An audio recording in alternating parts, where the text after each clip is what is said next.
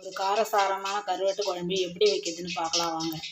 அதுக்கு 2 வெங்காயம் பொடியாக கட் பண்ணது எடுத்துக்கலாம், 2 தக்காளி ஸ்லைஸாக கட் பண்ணது எடுத்துக்கலாம், ஒரு கைப்பிடி பூண்டு எடுத்துக்கலாம், கொஞ்சம் கருவேப்பிலை எடுத்துக்கலாம், கொஞ்சம் புளி ஊற வச்சுக்கலாம், ஒரு எலுமிச்சை பழ சைஸ் அளவுக்கு.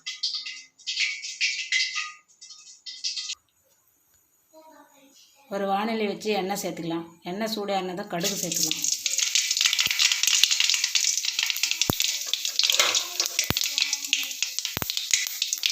கடுகு நல்லா பொரிஞ்சுதான் வெங்காயம்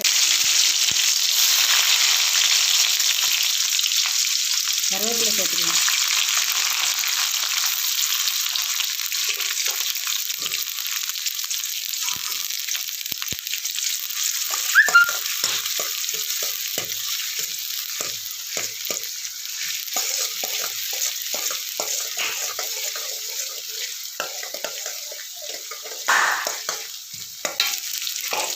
பூண்டு சேர்த்துக்கலாம்.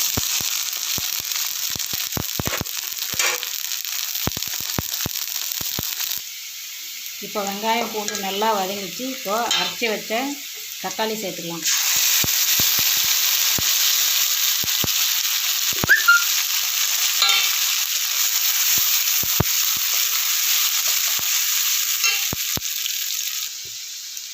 தக்காளி நல்லா ரோஸ்ட் ஆனதும் 1/4 ஸ்பூன் மஞ்சள்தூள் சேர்த்துக்கலாம். மிளகாத்தூள் சேர்த்துக்கலாம். இது வீட்டிலேயே நம்ம வீட்டு குழம்பு மிளகாய் தூள். இது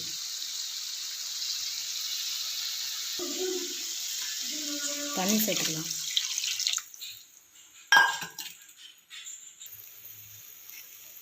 நான் ஓலைவால் கருவாடு எடுத்துருக்கேன். இதை நல்லா சுடு தண்ணியில், மிதமான சுடு தண்ணியில் வாஷ் பண்ணி வச்சுருக்கேன்.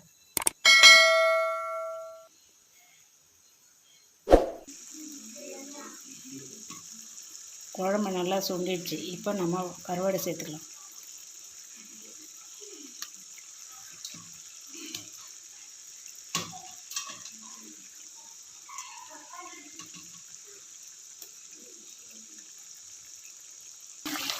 கருவாடு நல்லா ஒரு சிம்மில் 5 நிமிஷம் வச்சு கொதிக்க வச்சுக்கலாம். அது கொதித்ததும் புளி சேர்த்துக்கலாம்.